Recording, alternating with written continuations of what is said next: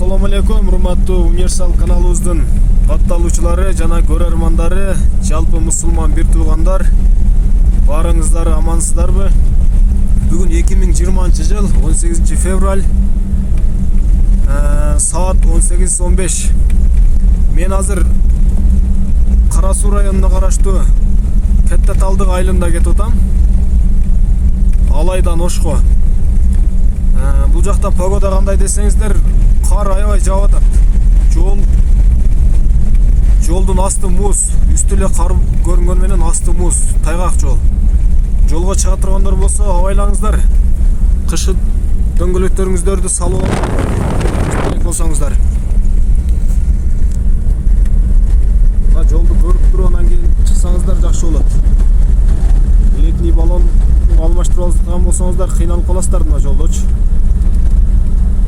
Кар жаап атат, бирок грейдер азыр сүрүп өтүп кетти.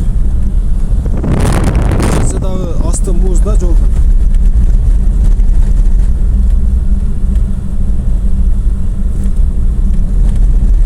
Абайлап чыгыңыздар жолго.